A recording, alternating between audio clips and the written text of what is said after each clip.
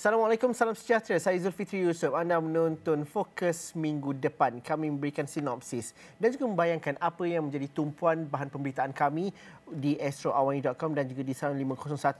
Dan sudah pasti antara perkara penting tertumpu kepada pembukaan Dewan Rakyat pada minggu depan, di mana sidang Dewan Rakyat ataupun mesyuarat ketiga penggal ketiga Parlimen ke-15 akan bermula pada hari Isnin dan kemuncaknya itu pada belanjawan yang akan dibentangkan oleh Perdana Menteri Datuk Seri Anwar Ibrahim yang akan menjadi tumpuan pada sidang kali ini, di mana sidang ini akan mesyuarat kali ini akan bersidang selama 35 hari sehingga 12 Disember depan. Belanjawan yang akan dibentangkan pada hari Jumaat nanti akan bertemakan kepada ekonomi madani, negara makmur, rakyat sejahtera, dan itu adalah belanjawan ketiga yang digarap oleh kerajaan madani di bawah kepimpinan Anwar Ibrahim. Ia juga merupakan belanjawan terakhir di bawah rancangan Malaysia ke-12 2021-2025 sebelum menginjak ke RMK 13 bagi tempoh 5 tahun akan datang. Berdasarkan takwim Dewan Rakyat, pembentangan Rang Undang-Undang Perbekalan 2025 itu berlangsung pada 4 petang 18 Oktober dan akan dibahas di peringkat dasar bermula 21 Oktober hingga 5 November sebelum jawapan oleh menteri-menteri selama 4 hari. Persidangan Dewan Rakyat kemudian diteruskan dengan perbahasan Rang Undang-Undang itu di peringkat jawatan kuasa bermula 13 November hingga 3 Disember untuk diluluskan Dewan Rakyat. Selain itu, sesi penerangan menteri mengenai isu GISB Holding Sendirian Berhad GISB akan diadakan pada hari kedua persidangan Dewan Rakyat Selasa ini. Menteri Dalam Negeri Datuk Seri Saifuddin Nasution Ismail dilapor berkata, sesi penerangan itu bagi memberikan ruang kepada ahli parlimen berbahas selain menjadi platform untuk rakyat mendapatkan maklumat dan perkembangan mengenai isu berkenaan secara sahih. Sementara itu, beberapa rang undang-undang akan dibentangkan untuk bacaan kali pertama, antaranya Rang Undang-Undang Industri Perkhidmatan Air Pindaan 2024 dan Rang Undang-Undang Lembaga Pelesenan Kenderaan Perdagangan Pindaan 2024.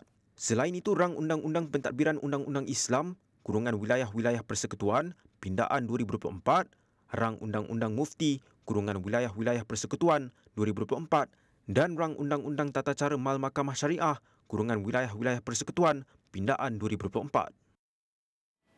Dan sudah pasti perlu kita cerita pasal belanjawan 2025, paparan berita yang selalu kita paparkan ialah wishlist ataupun harapan daripada setiap kementerian, setiap menteri. Dan ini cerita daripada Menteri Belia dan Sukan. Hanaya berharapkan kementeriannya akan menerima peruntukan yang mencukupi untuk belanjawan 2025 yang akan dibentangkan Jumaat ini. Kata Hana, peruntukan itu perlu disalurkan di segenap lapisan sukan negara ini, baiklah daripada kelompok elit sehinggalah ke peringkat akar umbi. Seperti semua kementerian lain, memang KBS kita berharapkan kita akan dapat penambahan peruntukan daripada Kementerian Kewangan. Yang paling penting adalah semua inisiatif yang sedang berjalan. Saya berharap kita dapat sambung inisiatif ini dan mendapat peruntukan yang mencukupi bukan saja untuk sukan elit tetapi untuk sukan peringkat akar umbi juga. Perbincangan belanjawan 2025 akan kami teruskan dalam pelbagai program dan juga slot-slot kami di Astro Awani, khususnya baik dari Niaga Awani sehinggalah ke program Agenda Awani, dan kami akan bawakan laporan komprehensif belanjawan 2025 pada hari Jumaat nanti 18 Oktober. Tapi sebelum itu, kita ingin melihat kepada perjalanan sidang Dewan Rakyat khususnya secara keseluruhan. 35 hari, satu tempoh yang cukup panjang, tapi dalam masa yang sama banyak perkara yang dibahaskan. Bagaimanakah rentak pencak silat oleh ahli-ahli parlimen, baik dari blok parlimen daripada blok kerajaan hinggalah ke blok pembangkang. Profesor Datuk Dr. Siva Murugan Pandian, penganalisis politik daripada USM bersama kami. Sejuk-sejuk, hujan-hujan di luar. Terima kasih kerana sudi datang. Tapi Datuk, bagaimana kita melihat, ini soalan yang sama sekali kita tanya apabila setiap kali sidang parlimen dibuka. Tapi untuk kali ini adalah perbahasan ataupun waktu tempoh yang cukup penting untuk kita melihat kepada konten belanjawan 2025 itu. Kita melalui fasa yang apakah harapan rakyat, apakah ianya diterima feel good factor dan sebagainya. Tapi dalam konteks sebuah perjalanan demokrasi dan juga pengurusan sebuah kerajaan, adakah ada yang mengatakan bahawa ini adalah belanjawan yang mungkin sedikit sakit, reform dan sebagainya. Bagaimana bentuk perbahasan sepatutnya kita jangkakan daripada ahli-ahli parlimen? Adakah ianya akan terjurus seperti mana kita lihat selalu menguntungkan kepada persepsi politik, atau kita cerita mengenai fakta dan numbers? This is sebab bajet dan juga belanjawan.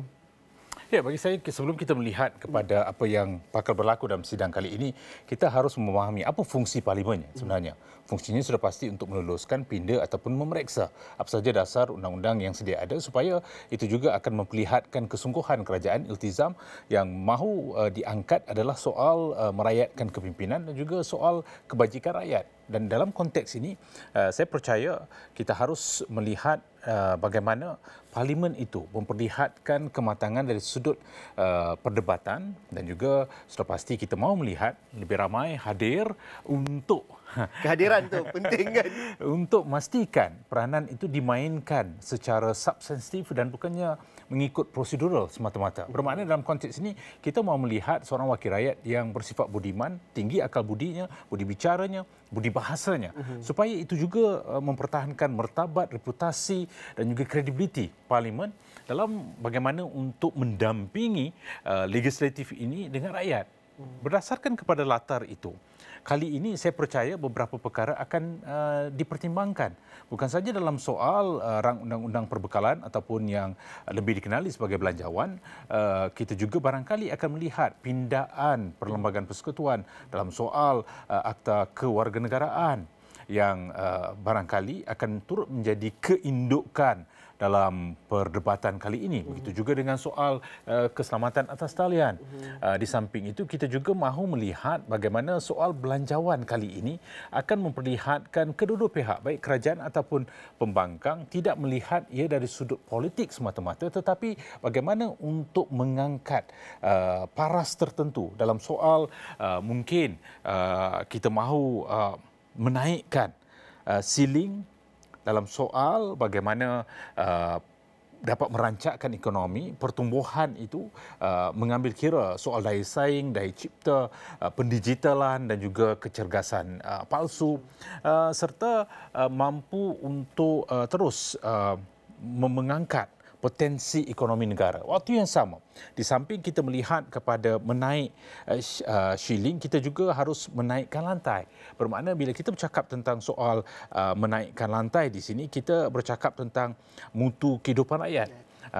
Bagaimana kita mahu memastikan bahawa dalam kita meluncur ke arah pemodenan, industrialisasi, persaingan di peringkat serantau dan global, ia tidak meminggirkan masyarakat pedalaman, kawasan luar bandar dan juga harus memberikan keutamaan kepada soal kemiskinan bandar, di mana kelas menengah juga harus diberikan tumpuan. Jadi saya percaya perkara-perkara ini harus diangkat bersama supaya ia memperlihatkan dalam kita menaikkan ceiling, menaikkan lantai, tata kelola itu harus kita pertahankan. Sudah pasti saya percaya Perdana Menteri banyak bercakap tentang soal mereformasi sistem penyampaian dan ini akan memberikan keutamaan nilai tambah kepada penjawat awam dan bagaimana Gaji soal gaji, soal mengurus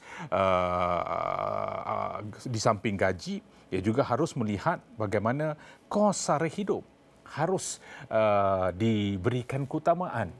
Dalam konteks perubahan yang pernah kita lihat, acap kali bila gaji naik, kos sara hidup juga naik.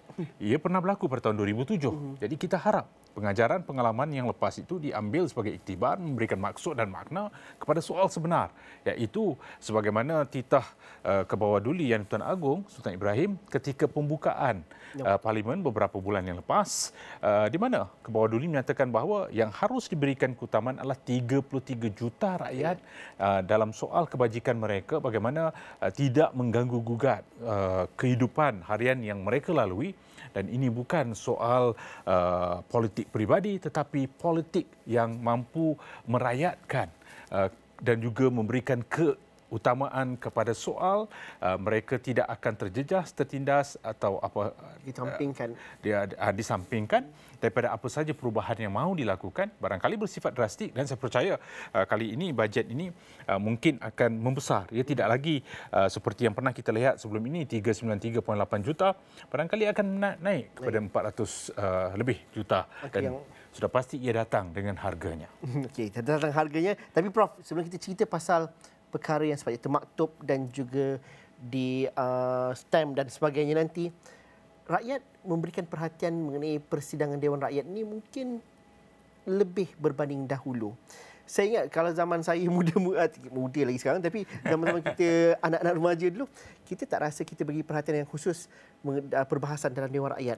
Tapi hari ini kerana ianya boleh diakses dalam YouTube, diakses di TikTok, ini menuntut perhatian rakyat dan juga itu menjadi bahan bualan sepanjang sidang parlimen itu berlangsung. Ya. Bagus, tapi dalam masa yang sama ada yang mengatakan bahawa ada segelintir ahli-ahli parlimen menggunakan peluang ini untuk lebih keluar FYP berbanding keluarkan idea yang bernas, berbanding mengikut prosedur dalam mesyuarat itu. Jadi kalau masa itu dilengahkan dan tidak membincangkan isu-isu penting, bagaimana analisis Prof dalam tempoh kebelakangan ini? Kerana hiruk pikuk itu berlaku sejak dahulu. Tapi akhirnya idea itu yang patut diangkat. FYP versus the real idea. Tidak, kalau kita perhatikan, Dewan Rakyat ini sudah menjadi ruang untuk ahli politik menjadi pempengaruh, influencer. Kerana merasakan bahawa ramai memerhatikan apa saja berlaku dalam Dewan. Ini ruang, akses peluang untuk mereka berinteraksi bukan saja dengan ahli di dalam Dewan tetapi juga yang berada di luar. Apatah lagi, kita ada komuniti alam maya yang sentiasa bersedia untuk melihat apakah perkembangan dan juga apakah yang cuba dilontar oleh wakil rakyat mereka. Jadi peluang ini diguna pakai untuk wakil rakyat menjadi pempengaruh. Dan saya percaya itu akan secara berterusan berlaku kerana sudah ada telapak yang telah dibina untuk membolehkan akses itu berlaku dalam konteks pendigitalan dan juga pembentukan media sosial yang diguna pakai sebagai alat utama untuk berkomunikasi, berhubung dan juga alat yang memudahkan mereka berinteraksi dan untuk menunjukkan bahawa mereka berperanan. Buat kerja, bagus. Secara prosedurnya, tetapi kita tidak tahu sama ada bersifat substantif atau tidak, ataupun ada nilai yang besar. Di sinilah yang saya rasakan kita mahu melihat wakil rakyat yang tinggi dari sudut akal budinya, budi bahasanya, budi pekertinya, supaya tidak menjejaskan kredibiliti sebagai seorang wakil rakyat. Dan saya percaya ini juga peluang yang boleh digunakan pakai untuk melontar pandangan walaupun berbeza dari sudut fahaman politik, tetapi dari sudut kemahuan, keperluan rakyat itu boleh diangkat. Dan inilah peluang yang saya rasakan besar bagi mereka untuk mempamer kewibawaan, keupayaan untuk dinilai oleh rakyat di luar.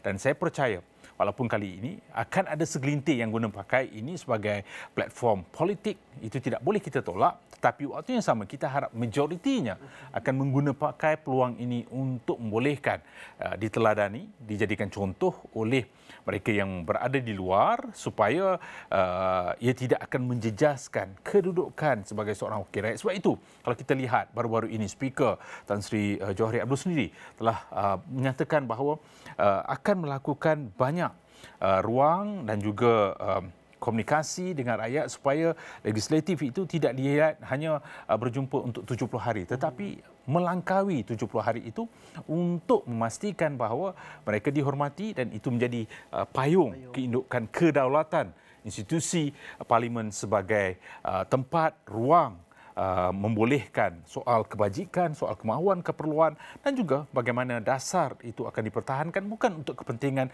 kerajaan yang memerintah tetapi dasar itu sebenarnya bertujuan untuk membolehkan kita bergerak ke hadapan.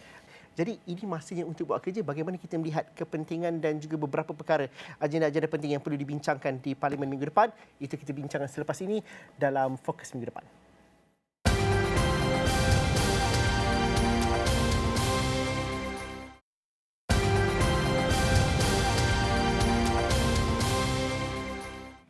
Okey, kita bercerita mengenai apa yang bakal wakil rakyat kita bincangkan pada minggu depan kerana mesyuarat ketiga, penggal ketiga Parlimen ke-15 Sidang Dewan Rakyat akan berlangsung dan juga bermula pada hari Isnin nanti dan agenda yang besarnya sudah pasti pembentangan belanjawan 2025 yang akan berlangsung pada Jumaat depan. Tapi kita melihat bukan saja intipati belanjawan 2025 itu nanti kita bincang minggu depan lah. Kita nak lihat kepada bagaimana perjalanan dan juga artikulasi ahli-ahli parlimen dan juga agenda-agenda itu nanti Prof, kerana kita melihat bahawa perbahasan untuk Akta Perbekalan Belanjawan 2025 ini akan mengambil masa yang lebih panjang sehingga bulan Disember nanti. Tapi dalam masa yang sama ada beberapa isu yang juga perlu dikehadapankan seperti isu hak kewarganegaraan, hal yang berkaitan dengan GISB contohnya. Itu diberikan bayangan oleh Menteri di Jabatan Perdana Menteri Datuk Seri Azalina bahawa itu akan dibincangkan daripada pelbagai perspektif dan juga pelbagai kementerian. Kita melihat juga bagaimana perbahasan berkaitan dengan Malbat contohnya yang berada di Lubnan pada ketika ini. Bagaimana Prof melihat bahawa platform ini sebenarnya ahli parlimen perlu kerja dengan lebih keras, tidak perlu buang masa untuk bercerita dan juga bergaduh perkara remeh. Apa intipati yang menuntut perhatian ahli parlimen khususnya dalam masa seminggu terawal ini untuk diselesaikan, Prof? Tak, saya rasakan di samping kita melihat kepada rang undang-undang perbekalan ataupun belanjawan, sudah pasti beberapa isu semasa juga harus dibuka ruang untuk perdebatan dan masing-masing melontar pandangan agar ini bertujuan mempunyai matlamat untuk membolehkan wakil rakyat sendiri melontar cadangan dan juga syur untuk dipertimbangkan dalam soal mempertahankan kedaulatan dan juga ancaman-ancaman yang boleh berlaku. Di samping rang undang-undang kewarganegaraan, barangkali akan juga banyak dibincangkan tentang bagaimana kita mengembangkan kecergasan palsu ataupun artificial intelligence ini.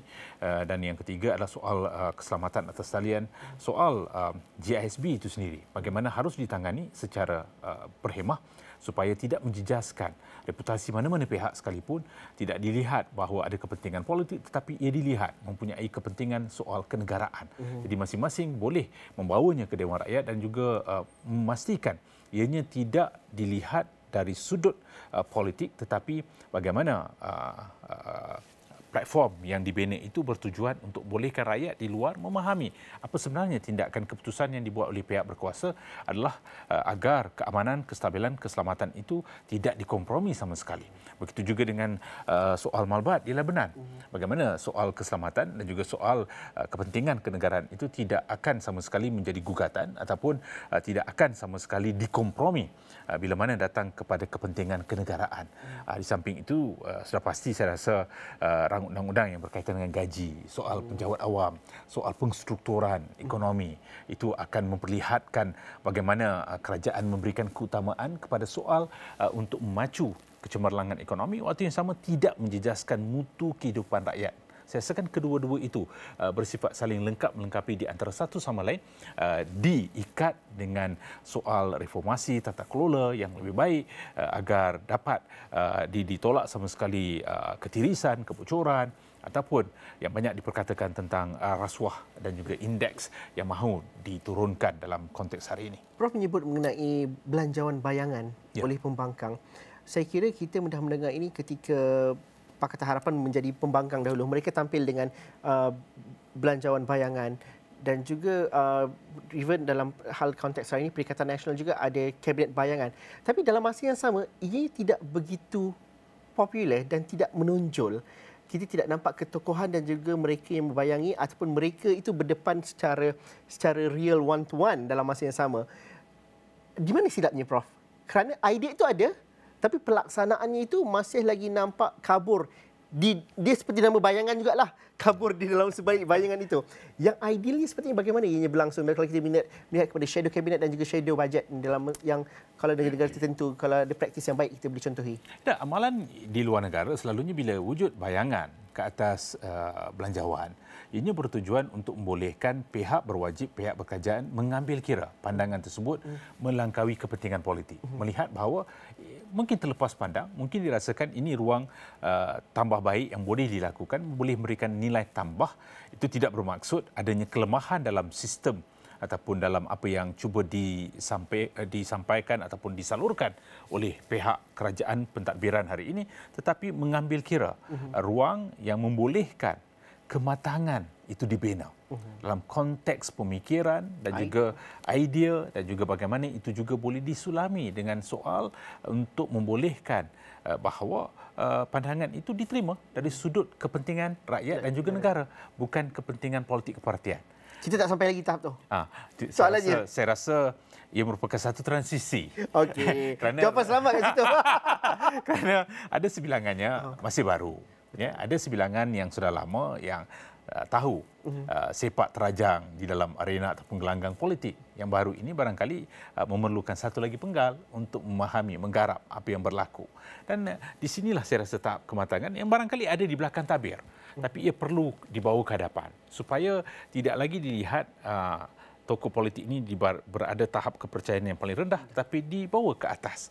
Dan ini yang saya rasakan seringkali disuarakan oleh speaker Dewan Rakyat, mahu melihat bahawa Dewan Rakyat ini merupakan institusi struktur yang perlu dihormati atas kewibawaan mereka yang mendiami Dewan itu, yang sudah dipilih, bermakna harus memainkan peranan mereka dengan lebih baik, dan itu juga memerlukan telaan, penyelidikan berdasarkan kepada data, bukannya berdasarkan kepada pandangan umum, persepsi. Saya dengar di TikTok contohnya. Itu tidak boleh saya rasakan. Ia harus ada data, ia harus ada lengkap dengan kenyataan, analisis dan juga memerihalkan perincian bagaimana ia boleh dibincangkan, dihalusi dengan lebih mendalam. Jadi inilah peluang bagi wakil rakyat untuk melontar dengan lebih baik supaya pandangan mereka itu dilihat bukan semata-mata satu pandangan yang bersifat umum, tetapi adalah sesuatu yang dilakukan berdasarkan kepada kajian, kepada pemerhatian, ada kerja lapangan yang dilakukan dan itu diterap di dalam perbincangan yang cuba dibawa dalam Dewan. Jika itu dilakukan, saya percaya dengan kadar literasi politik yang semakin meningkat, mereka akan diberikan satu penghormatan yang bersesuaian dengan kedudukan sebagai seorang wakil rakyat yang mewakili rakyat, bukan saja kawasan mereka, tetapi di seluruh negara. Saya suka bila Prof mengatakan transisi itu, harapan itu masih lagi ada untuk kita melihat kepada perjalanan demokrasi yang lebih baik, dan juga kita mungkin melalui satu fasa yang mungkin meletihkan kita melihat kepada rencamnya itu, tapi ini mungkin satu perkara yang lebih baik di masa akan datang. Selamat bersidang untuk ahli-ahli parlimen kita, dan juga kami akan bawakan laporan sebaik mungkin supaya bermula pada minggu hadapan. Terima kasih Prof. Prof juga harapnya di Mukadimah nanti banyak lagi tidak dibincangkan apabila di isu-isu lain meletup pada minggu depan. Sekian saja Fokus minggu depan hari ini. Teruskan perbincangan kita di sosial media kami, komen yang bunyi-bunyi di sana, dan teruskan bersama kami di astro.com. Kita jumpa lagi esok. Assalamualaikum dan salam sejahtera.